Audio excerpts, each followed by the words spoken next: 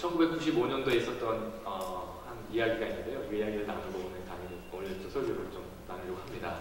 1995년도에 두 명의 여자 쌍둥이가 태어났습니다. 원래 예정이보다 12주 먼저 태어났어요. 그래서 그 아이들이 인큐베이터 안에서 이제 자라고 있었습니다. 그런데 그 언니가 되는 그 아이는 건강하게 인큐베이터에서 잘 자랐는데 이제 동생 여자아이가 잘 못 자라는 거예요. 심장 박동수도 계속 떨어지고 점점 몸도 왜소해져 갔습니다. 그래서 이제 의사들이 다양한 방법을 통해서 그 여자아이를 좀 동생을 살려보려고 애를 썼는데 결국은 그 의료진들도 다 포기를 했어요. 이제는 죽을 때를 기다려야 된다. 더 이상 우리 방법이 없다. 포기를 했습니다. 그러자 그 여자 두 쌍둥이 아이를 돌보던 간호사가 그 병원에서 병원에서 하면 안 되는 반하는 정책 하나를 행동을 하게 됩니다. 그게 뭐냐면요. 그 언니와 그 여자아이를 한 인큐베이터 안에 넣어놓는 거죠. 그래서 마지막 가는 길 언니와 함께 지내라고 그 여자아이를 언니와 같이 넣었습니다. 그리고 이제 그 간호사가 넣어놓고 이제 잠을 자는데요. 그 다음날 아침 놀라운 일이 생겼습니다. 그 여자아이 여동생의 심장 박동수가 제대로 돌아왔어요. 그리고 여자아이가 점점 생기를 얻게 되었습니다. 그것을 지켜보던 간호사가 봤는데 깜짝 놀란 일이 일어났어요. 그게 뭐냐면요. 그 언니가 자기의 그 여동생을 팔로 어깨를 다 감싸고 있었어요. 언니의 따뜻한 사랑이 그 여자아이를 살리게 된 것이죠. 따뜻한 사랑의 손길이 동생을 살린 것처럼 진정한 만남은 변화를 일으킵니다. 하나님께서는 인간을 최고의 피조물로 만드셨습니다. 단순한 피조물이 아닙니다. 하나님은 기계적인 관계를 우리와 맺기 원하시지 않으세요. 왜냐하면 하나님이 인격적이고 관계적인 존재이시기 때문에 그렇습니다. 하나님은 성부 하나님, 성자 예수님, 성령 하나님이 끊임없이 서로에게 신실하시고 서로와 서로가 교통하시는 분이십니다. 따라서 우리를 하나님 형상으로 만드셨기 때문에 하나님은 우리에게 무엇을 원하시냐면 관계를 원하세요. 그래서 하나님이 우리를 구원하신 중요한 목적이 무엇입니까? 그것은 바로 하나님과의 관계 회복이죠. 하나님과의 인격적인 관계가 없다면 우리는 바른 신앙 생활을 하고 있지 않다는 것입니다. 그런데 이 하나님과의 인격적인 관계가 어떻게 설명될 수 있냐면 우리가 사람과 사람과의 맺는 관계와 비슷합니다. 예를 들어서 여러분들이 새로운 사람과 관계를 맺을 때 맨 처음에 하시는 행동이 무엇이죠? 이름을 물어보죠. 제 이름은 김태우입니다. 이름이 어떻게 되세요? 물어봅니다. 그렇죠? 그럼 여러분 감옥에서 교도관이 죄수를 부를 때 이름을 부릅니까? 아니면 번호를 부릅니까? 네, 번호를 부르죠. 왜 번호를 부를까요? 그 사람 이름이 있는데 그것은 나는 당신을 인격적으로 대우하지 않겠다는 뜻이죠. 죄를 졌기 때문에 당신은 인격적으로 대우받을 수 없습니다 라는 뜻 중에 하나입니다. 여러분 혹시 식당에 가셔서 식사를 하실 때 식당 종업원이나 식당 사장님의 이름을 물어보시나요? 식당 가셨을 때, 처음 가셨을 때 안 물어보시죠? 식사를 합니다. 그냥 식사를 합니다. 왜 그렇습니까? 그냥 우리는 식사를 갔기 때문이죠. 그 사람과 인격적인 교제를 하는 관계 아니기 때문에 그렇습니다. 사람들이 관계를 맺을 때 이름을 주고받는 것처럼 하나님은 우리와 관계를 맺기 위해서 직접 자신의 이름을 알려주셨습니다. 이게 바로 기독교와 다른 종교의 가장 큰 차이 중에 하나입니다. 하나님은 직접 우리에게 찾아오셔서 자신의 이름을 알려주셨습니다. 하나님이 알려주신 이름이 무엇일까요? 야훼.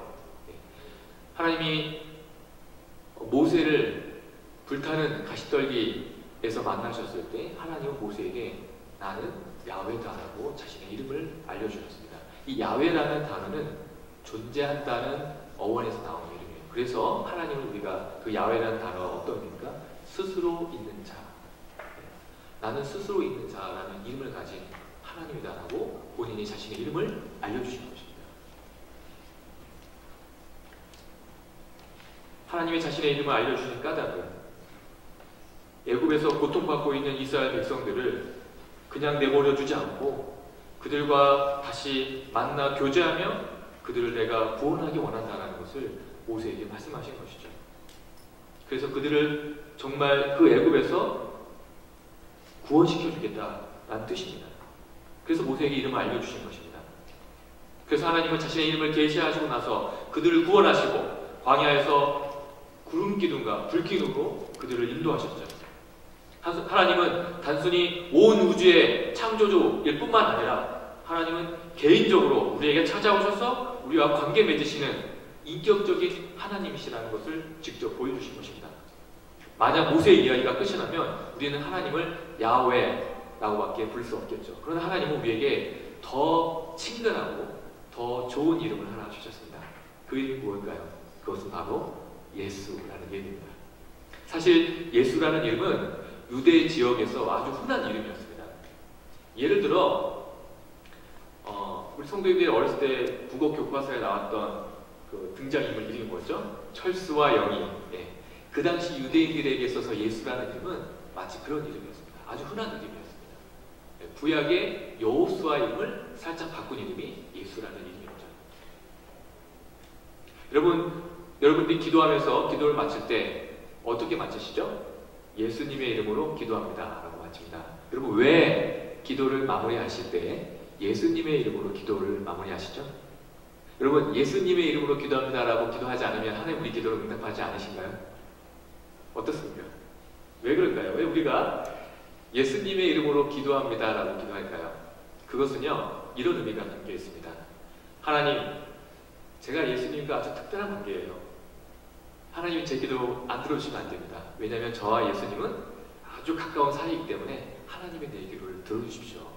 제가 비록 부족하고 제가 연약하고 죄가 많지만 하나님 저는 예수님과 특별한 관계니까 하나님의 제 기도를 들어주셔야 됩니다. 그런 의미가 포함되어 있는 거죠. 그런데 하나님께서 우리에게 더 친근한 이름을 하나 주셨습니다. 그건 사실 이름이라기보다 호칭이죠. 그 호칭이 무엇이냐면 아버지라는 호칭입니다. 가장 친밀한 이름, 아빠라는 의미죠.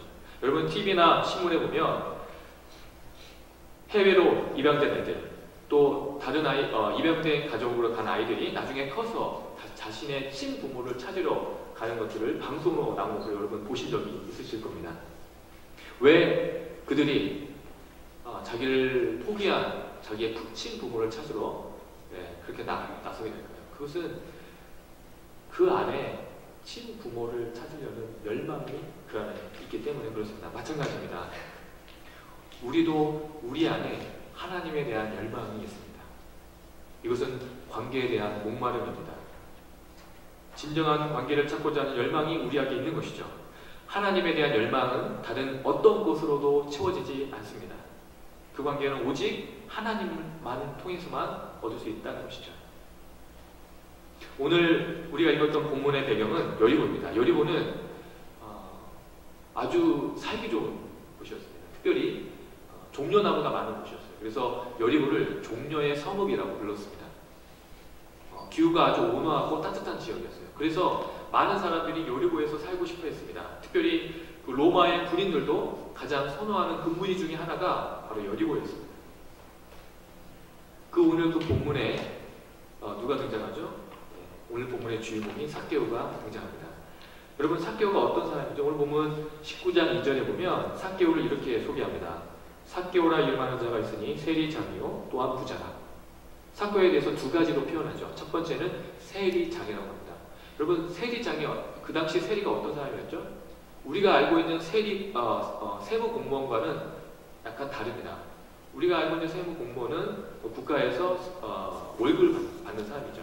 그러나 그 당시에 예수님 당시의 세리들은요 로마의 일정한 그 세금을 납부하고 나서 나머지 자기가 거둔 세금을 다 자기가 취할 수가 있어요. 그러니까 여러분 상상해 보십시오. 그 세리들이 얼마나 세금을 많이 거뒀겠습니까? 많이 거두면 거둘수록 그 돈이 누가 눕게 되죠? 본인께 되는 거예요. 그래서 많은 이스라엘 백성들이 이 세리들을 아주 싫어했습니다. 멸시했어요. 사람 취급을 하지 않았습니다. 그런데 오늘 본문에 등장하는 삭개오는 그 세리들을 관리하는 세리장이에요. 그러니 그 삭개오가 어땠는지 여러분 상상해 볼 수 있죠. 그런데 놀라운 것은요, 이 삭개오의 이름이 뭐냐면요, 그 뜻이 무엇이냐면 순결한이라는 뜻입니다. 삭개오의 인생과 삶은 자신의 이름과 전혀 상관없는 정반대되는 삶을 살았다는 것이죠. 여러분, 사람들이 삭개오를 정말 인격적으로 대우했을까요? 그를 정말 존중하고 인격적인 친구 관계를 맺었을까요? 아니죠. 겉으로 밖에서는 어떻게 대했을지 모르겠지만 아마 뒤에서는 매국노라고 삭개오를 욕했을 것입니다. 그런 삭개오가 오늘 본문에 보시면 아주 독특한 행동을 합니다. 누가복음 19장 3절과 4절을 한번 보시죠. 이렇게 말씀합니다. 그가 예수께서 어떠한 사람인가 하여 보고자 하되 키가 작고 사람이 많아 할 수 없어 앞으로 달려가서 보기 위하여 돌 무화과 나무에 올라가니 이는 예수께서 그리로 지나가시게 되매더라. 오늘 본문에 보면 삭개오가 독특한 행동을 하죠. 예수님을 보려고 돌 무화과 나무에 올라갑니다. 제가 앞에 서두에서 말씀드렸던 것처럼 여리고는 종려나무가 많은 종려의 성읍이라 불렸던 도시였습니다. 그러니까 곳곳에 종려나무가 쭉 자라있어요. 보통 종려나무가 30m까지 자랍니다. 근데 삭개오는요, 그 많은 종려나무를 올라가지 않고 돌 무화과 나무에 올라갔어요. 돌 무화과 나무는 기껏 커야 3m밖에 크지 않습니다. 그러면 왜 삭개오는 돌 무화과 나무에 올라갔을까요?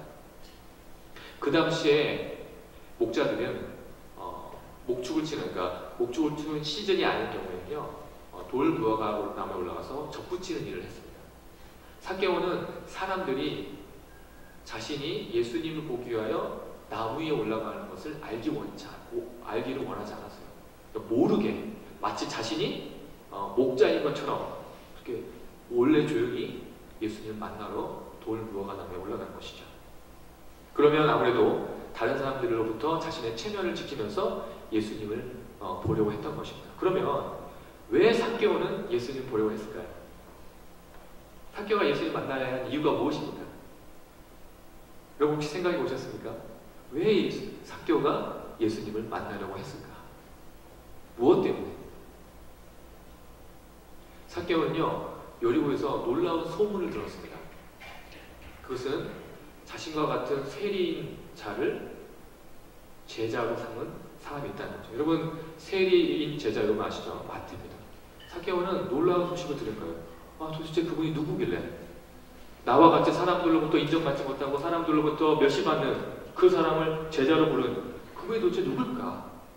너무 궁금하다. 만나고 싶다. 그래서 그는 역주에도 불구하고 돌 무화과 나무에 올라간 것입니다.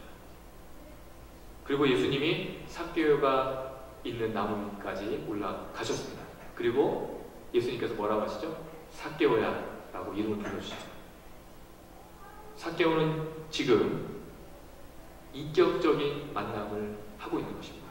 정말 자기의 이름을 진실로 불러주는 한 분을 만나게 된 것이죠. 아무도 인격적으로 자신을 불러주지 않았던 그 삭개오가 예수님을 만나고 있는 것입니다.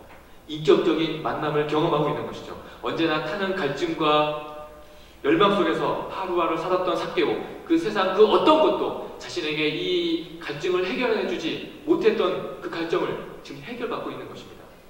하나님과의 인격적인 만남을 지금 삭개오는 경험하고 있는 것입니다. 여러분은 삭개오와 같이 예수님을 인격적으로 만나고 계십니까? 하나님만이 채워주시는 그 목마름을 해결하는 귀한 성도님 되시기를 주님의 이름으로 축원드립니다. 그 앞에 나아가시는 여러분이 되시기를 바랍니다. 그런데 삭개오가 예수님과의 인격적인 만남을 가진 이후에요, 변화가 일어납니다. 어떤 변화가 일어날까요? 오늘 본문 6절을 보시면요, 이렇게 됩니다. 급히 내려와 즐거워하며 영접하거늘 이라고 말씀합니다. 삭개오는요, 그 무화과 나무에서, 돌 무화과 나무에서 내려옵니다. 그런데 오늘 본문에 이 내려간다는 단어와 대조되는 단어가 하나 있어요. 그건 어떤 단어냐면 4절에 보시면 무화과 나무에 올라가니 라는 단어입니다. 올라간다는 단어와 내려가는 단어, 이게 바로 오늘 삭개오의 인생의 크나큰 전환점이 되는 것이죠. 삭개오 인생은요, 올라가려고 애쓰는 인생이었어요.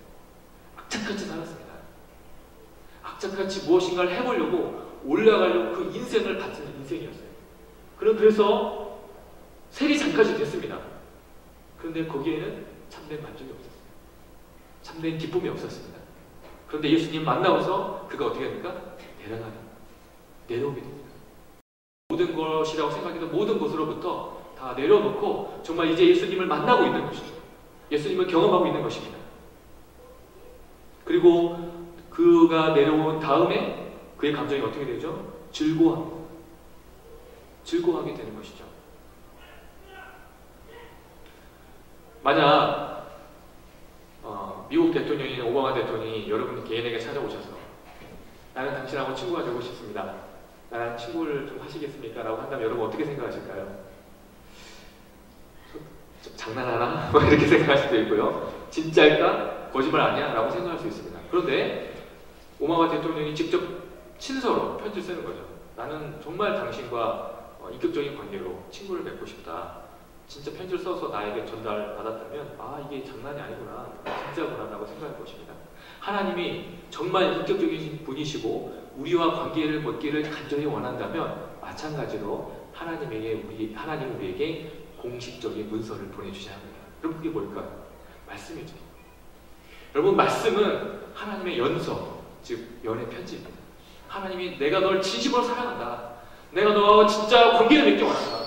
너와 정말 다시 관계를 회복하기 원한다. 내가 그래서 예수를 이 땅에 보냈고 그를 십자가에 못 박았고 그를 다시 부활시켰다. 나는 너와 다시 관계를 맺기 원한다. 라는 것을 말씀을 통해서 우리에게 보여주고 있는 것입니다.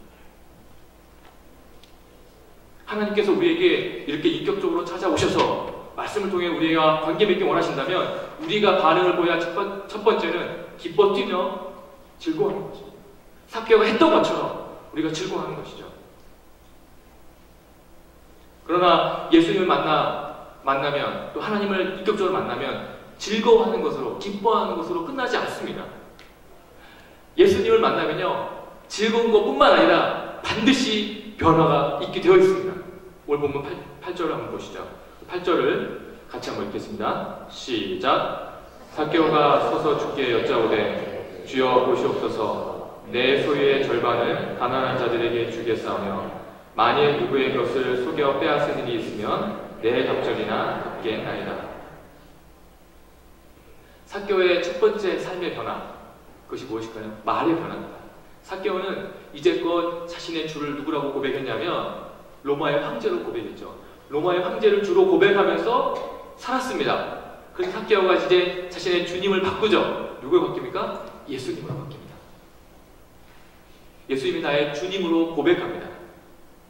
여러분, 우리가 예수님을 진정으로 만나고 예수님을 경험했다면 우리의 말이 바뀌어야 됩니다. 언어가 바뀌어야 됩니다. 여러분, 말은 존재의 집입니다. 우리의 말이 우리의 존재를 나타내는 것입니다. 따라서 우리가 정말 예수님을 인격적으로 만나고 경험했다면 우리 귀한 성도님들은 말이 바뀌어야 돼요. 은혜로운 말, 사람을 세워주는 말, 사람을 격려하는 말을 해야 됩니다. 교회에 와서 새로운 신자가 오거나 오랜만에 만난 성도가 왔다면 우리 어떻게 해요? 그를 격려해주고 세워주고 칭찬해주고 세워주는 이야기를 해야 됩니다. 그것이 바로 변화된 사람의 표지입니다. 오늘 아침에 제가 큐티를 했습니다. 아침에 큐티를 했는데 오늘 본문에 봤는데 하나님께서 저희의 그런 위로를 하시더라고요. 오늘 시편 46편 1절을 묵상하면서 어떤 하나님을 발견했냐면 우리의 피난처 되신 하나님을 발견했습니다. 피난처. 여러분, 피난처 하면 떠오르는 이미지가 뭡니까? 안식, 평안, 쉼. 하나님은 나에게 쉼을 주시고 평안을 주시고 안식을 주시는 따뜻한 하나님이구나 하는 생각을 했어요. 하나님은요 우리를 따뜻한 언어로 우리를 부르시고 우리를 만나주십니다. 우리가 그 하나님을 안다면, 우리가 그 하나님을 만났다면 우리의 언어 생활도 바뀌어요. 다른 사람을 세워주십시오. 말로 격려하십시오. 말로 따뜻하게 대해주십시오. 그게 바로 예수님을 만난 사람의 표지입니다. 두 번째로 삭개오의 변화는 무엇입니까? 8절을 보시면 내 소유의 절반을 가난한 사람들에게 주겠습니다 라고 이야기합니다. 여러분 한번 생각해 보십시오. 삭개오가 왜 기뻐하고 즐거워합니까? 누구 때문에 즐거워하죠? 예수님 때문에 즐거워합니다. 그럼 여러분, 우리가 상식적으로 생각해 봤을 때 예수님 때문에 즐거워하기 때문에 자신의 재산의 절반을 누구한테 줘야 되죠? 예수님. 그렇죠. 아마 저 같으면 그랬을 것 같아요. 예수님 너무 기쁘니까 예수님 제 재산의 절반을 예수님께 드릴게요. 삭개오 그러지 않았습니다. 왜 그랬을까요? 진짜 인격적인 만남은 상대방의 마음을 읽어냅니다. 삭개오는요, 예수님이 돈이 필요하지 않다는 걸 너무 잘 알고 있어요. 예수님이 정말 기뻐하고 예수님이 진짜 원하시는 게 무엇일까? 내 주변에 가난한 자들을 도와주고 그들을 사랑하는 것, 그 바로 예수님이 원하시는 거겠구나라고 삭개오의 인생과 삶이 지금 바뀌고 있는 것입니다. 하나님을 인격적으로 만난 사람들은 하나님의 마음을 헤아리는 삶의 결정을 합니다. 비록 사람들이 인정해주지 않더라도, 비록 사람들이 나를 인정해주지 않더라도 하나님이 기뻐하시고 하나님이 즐거워하고 하나님이 원하시는 그 일을 하게 되는 거죠. 그게 바로 하나님을 만난 사람의 표지입니다. 여러분 정말 하나님 만나셨습니까? 그럼 정말 하나님이 무엇을 기뻐할까? 하나님이 무엇을 원하실까? 하나님 마음에 기뻐하고 즐거워하는 것이 무엇일까를 한번 생각해 보십시오. 여러분을 통해서 하나님 원하시는 것이 무엇인가를 한번 고민해 보십시오. 하나님을 인격적으로 만난 사람들은요, 결코 자기중심적으로 행동하고 말하고 그러지 않습니다. 하나님 중심으로, 타인 중심으로 다른 사람을 세워주고 그를 사랑하고 그를 붙잡아 주는 것이죠. 그게 바로 하나님 만난 변화된 사람의 모습입니다. 삭개오의 세 번째 변화는 무엇일까요? 8절 하반절을 보시면요, 만일 누구의 것을 속여 빼앗은 일이 있으면 내 갑전이나 갚겠나이다 라고 이야기합니다. 여기서 우리가 본문을 잘 이해하기 위해서는 이 만일이라는 단어가 상당히 중요합니다. 이 만일이라는 단어는요, 이 단어는 헬라 여러 가정법이 있는데 과거와 현재 내가 그런 적이 있습니다 라고 인정하는 가정법이에요. 다시 말씀드리면 자신이 과거에 남의 것을 속여 빼앗은 일이 있다는 겁니까? 없다는 겁니까? 있다는 얘기예요. 삭개오는 자신의 재산의 절반을 가난한 사람에게 줬습니다. 그리고 자신의 재산에 남은 재산이 반절 남았는데 자기 재산의 상당수를 다시 한번 돌려줘야 하는 상황에 처한 거죠. 왜 삭개오가 그랬을까요? 왜 삭개오가 이런 행동을 할까요? 삭개오는 예수님을 만나고 나서 그의 인생의 가치관, 그리고 자기 인생의 세계관이 지금 바뀌고 있는 것입니다. 이제까지 자기를 지탱했던 것이 무엇이었을까요? 여러분, 삭개오의 인생을 지탱했던 것이 무엇일까요? 돈이었죠. 자신이 자랑할 것이 그밖에 없었습니다. 그런데 이제 돈이 아니라 예수님이다. 예수님이 나의 모든 것이다. 예수님만이 나의 모든 지탱이고 나의 근거고 나의 생명이다 라고 삭개오가 지금 고백하고 있는 겁니다. 예수님을 만나기 때문에 그 인생과 삶이 변화되고 있는 것이죠. 그래서 그렇게 할 수 있었던 것입니다. 여러분, 예수님을 만나야 우리가 변화됩니다. 말씀 앞에 서야 됩니다. 그래야 예수님을 인격적으로 만날 수 있습니다. 예수님이 우리에게 뭘 요구하실까요? 요한복음 14장 15절 말씀을 보면 이렇게 예수님이 말씀하셨어요. 너희가 나를 진짜 사랑하느냐? 나를 사랑하면 나의 계명을 지켜라. 우리가 예수님을 사랑한다는 것은요, 예수님의 말씀을 묵상하고 그 묵상한 말씀대로 내가 힘겹게 또 힘들지만 살아내는 것입니다. 그게 내가 예수님을 사랑하는 것이고 내가 예수님을 인격적으로 만난 것이라는 것이죠. 저는요, 대학을 졸업하고 직장생활을 한 3년 정도 했습니다. 직장생활을 할 때 힘든 점이 있었어요. 일이 많아서 힘든 게 아니라 동료 쪽에 너무 힘들었습니다. 저희 동료 한 명 있는데 저보다 나이가 한 3살 많은 사람이었습니다. 같은 동료였는데 저를 이렇게 갈구는 거예요. 저를 힘들게. 막 저를 막 말로 공격하고 저를 힘들게 하더라고요. 그래서 제가 어떻게 했을까? 너무 미워하는 마음이 생기더라고요. 그래서 이거 어떻게 해야 되나? 내가 예수 믿는데 참아야 되는데 참고 너무 직장 나가기 싫더라고요. 직장을 바꿔야 되나? 너무 힘들다. 그런 마음이 있었는데 하나님께서 저희 그런 마음을 주더라고요. 미워하면 안 된다. 사랑해야 되지 않겠냐. 그런 마음을 계속 주셨어요. 근데 그게 잘 안 되더라고요. 그래서 너무 힘들었습니다. 그러다 어느 날 아내와 함께 마트에 갔어요. 마트에 가서 가는데 계속 고민이 됐죠. 그런데 마트에 가다가 넥타이가 걸려있는 걸 딱 봤어요. 그거 딱 또 보고요. 결정을 했습니다. 하나님께서 그런 마음을 주셨어요. 넥타이를 그 동료에게 선물해 주셨어요. 밉지만. 그 넥타이를, 예쁜 넥타이 하나 딱 샀습니다. 그 포장을 예쁘게 해가지고요. 그 넥타이를 딱 선물해 줬어요. 아니, 특별한 건 아니고 내가 마트에 갔는데 당신이 생각나서 그냥 선물해 주면 그냥 받아라. 선물 줬더니 그때부터 이제 역전이 됐습니다. 근데 저에 대해서 갈구지 않더라고요. 다른 사람을 갈구더라고요. 다른 사람 막 갈구해야죠. 그 사람은. 너는 자유로웠어요, 이제. 너무 행복하고. 그리고 제가 이제 지상을 그만두고 이제 신학을 하고 이제 전도사 생활을 할 때 어느 날 저희 집에 그 사람이 찾아온 거예요.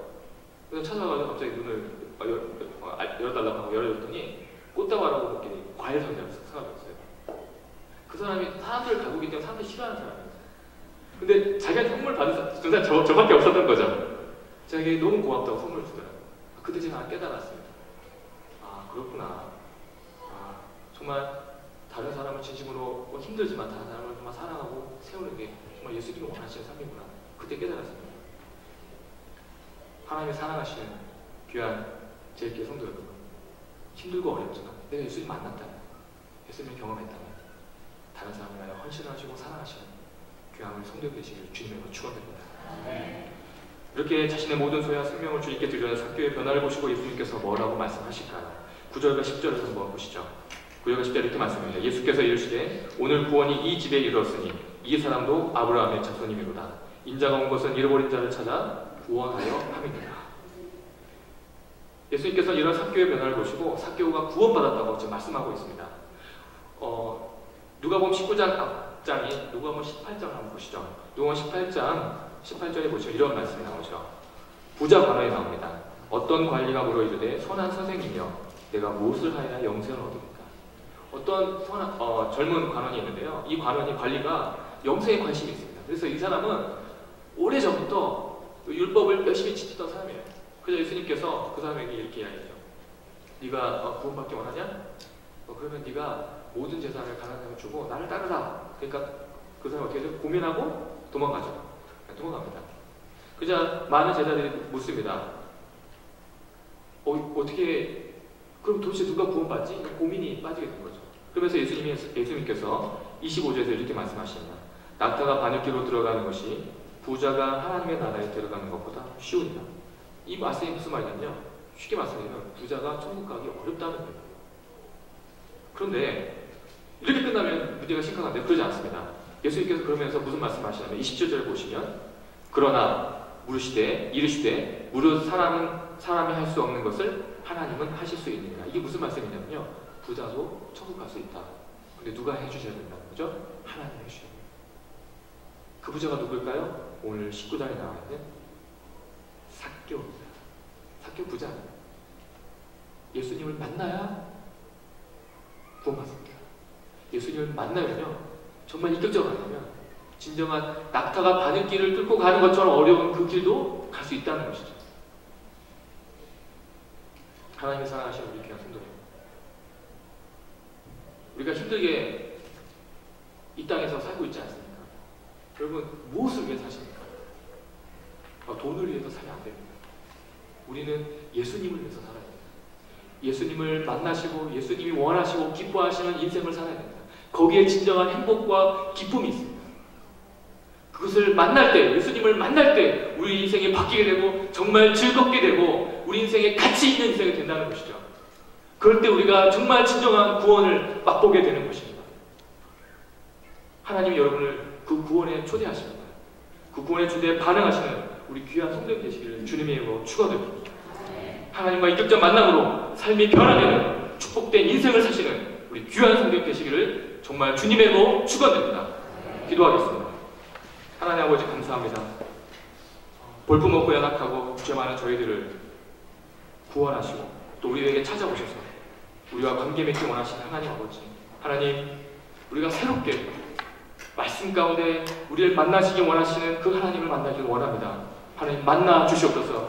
하나님 우리가 말씀 가운데 우리에게 찾아오신 하나님을 만나 우리 인생이 변화되게 하시고 우리가 기뻐하게 하시고 하나님 우리가 다른 사람에게 선한 영향력을 미치는 그런 열매 맺는 그리스도인이 될 수 있도록 우리를 축복하여 주시옵소서. 하나님 그리하여 제일 사랑교회가 정말 선한 영향력으로 이 지역사회를 변화시키는 그런 귀한 교회가 될 수 있도록 하나님 인도하여 주시옵소서. 감사드리며 예수 그리스도의 이름으로 기도드립니다. 아멘.